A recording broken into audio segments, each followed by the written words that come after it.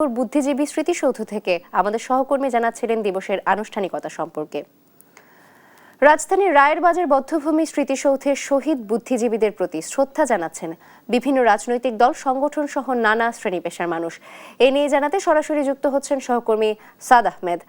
সাদ, শহীদ বুদ্ধিজীবী দিবসের আনুষ্ঠানিকতা সম্পর্কে বিস্তারিত জানাবেন আমাদের।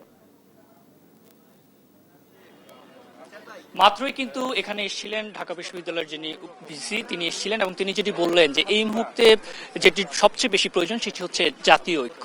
তিনি যেটি বললেন যে ঘরে বাইরে আমাদের কিন্তু বহুমুখী শত্রু রয়েছে, সেজন্য সবাইকে ঐক্যবদ্ধ থাকার কিন্তু আহ্বান তিনি জানিয়েছেন। আমরা দেখছি যে বেলা বাড়ার সঙ্গে সঙ্গে বিভিন্ন রাজনৈতিক দল, তাদের অঙ্গ সংগঠন, সামাজিক সংগঠন, সাংস্কৃতিক সংগঠনের নেতাকর্মীরা কিন্তু এখানে এসে শ্রদ্ধা নিবেদন করছেন। আমি কিন্তু সকাল থেকে এই রায়েরবাজার বধ্যভূমিতে রয়েছি এবং সকালে 8টার দিকে কিন্তু এখানে আসেন মুক্তিযুদ্ধ মন্ত্রণালয়ের উপদেষ্টা ফারুকী আজম, তার সঙ্গে ছিলেন শিল্প উপদেষ্টা আদিলুর রহমান। এরপরে আমরা দেখলাম যে সাবেক ক্রীড়া উপদেষ্টা আসিফ মাহমুদ, সেই সঙ্গে তার সাদিক কায়েম, ডাকসু বিপি সাদিক কায়েম সহ আরো অনেকে কিন্তু এখানে এসেছেন। আমি যদি একজনের সঙ্গে একটু কথা বলতে চাই যে আজকে তো হচ্ছে যে 14 ডিসেম্বর শহীদ বুদ্ধিজীবী দিবস। এই দিবস সম্পর্কে তুমি আসলে কি জানো এবং এই দিবসের গুরুত্ব আমাদের কাছে কতখানি? এই দিবসটি প্রথমত 1971 সালে ওই সময় দেশকে মেধাশূন্য করার জন্য পাকিস্তানি হানাদার বাহিনী, এর সাথে ছিল রাজাকার, আল বদর, আল শামস, তাদের মাধ্যমে পাকিস্তানি বাহিনী দেশের যেসব গুণীমানী ব্যক্তি, যেমন ভালো একজন শিক্ষক, ডক্টর, প্রফেসর, তাদেরকে ধরে এনে তারা বিভিন্ন বধ্যভূমিতে নিয়ে হত্যা করে।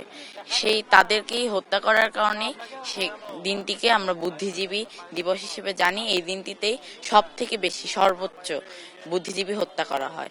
এছাড়াও সারা দেশে যুদ্ধের পরেও, বিজয়ের পরেও 1972 সালের জানুয়ারি মাস পর্যন্ত বুদ্ধিজীবীদেরকে খুঁজে খুঁজে তারা গোপনে হত্যা করে। এই সময়টার মধ্যেও তারা দমে থাকেনি, তবে তারা চেয়েছিল দেশকে মেধাশূন্য করতে এবং তারা স্বল্প সময়ের জন্য পেরেও ছিল মেধাশূন্য করতে। তবে কিছুদিনের মধ্যেই আমরা আবার মাথা উঁচু করে দাঁড়িয়ে পড়ি পুরো বিশ্বে। তবে তারা চেয়েছিল আমরা যেন জীবনে উঁচু করে দাঁড়াতে না পারি কখনো, এবং উন্নত এবং প্রগতিশীল রাষ্ট্র হিসেবে জীবনেও গড়ে উঠতে না পারি। তবে তাদের এই স্বপ্নটা বৃথা গিয়েছে। আমরা এগিয়ে গিয়েছি এবং উন্নতশীল প্রগতিশীল রাষ্ট্র, এবং আমরা খুব দ্রুত উন্নয়নের দিকে এগিয়ে যাচ্ছি। ফলে আমাদের দেশকে দেখে তারা এখন হিংসা হচ্ছে তাদের। আচ্ছা, তারা তো অগ্রজ ছিলেন, তারা আমাদেরকে পথ দেখিয়েছেন। আমরা যারা তরুণরা রয়েছে, বিশেষ করে তোমার মতো তরুণরা যারা রয়েছে, তাদের ভূমিকাটা কি হবে ভবিষ্যতের জন্য?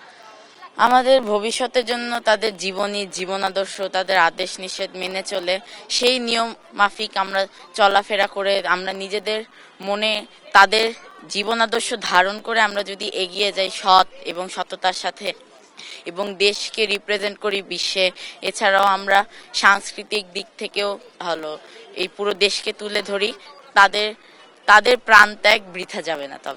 তবেই যেমনটি দেখতে পাচ্ছিলেন যে একজন তরুণ খুবই সুন্দরভাবে কিন্তু তার যে শহীদ বুদ্ধিজীবী দিবস সম্পর্কে তার ধারণা, তার ধ্যান, সেটি কিন্তু খুবই সুন্দরভাবে তুলে ধরেছেন, আমরা মাত্রই দেখলাম। তো এটি আসলে আমাদের প্রয়োজন যে তরুণ প্রজন্ম আমাদের ইতিহাস, ঐতিহ্য তাদের হৃদয়ে লালন করবে, এটাই কিন্তু সবার প্রত্যাশা। তো এই ছিল রায়েরবাজার বধ্যভূমি থেকে আমার কাছে সর্বশেষ।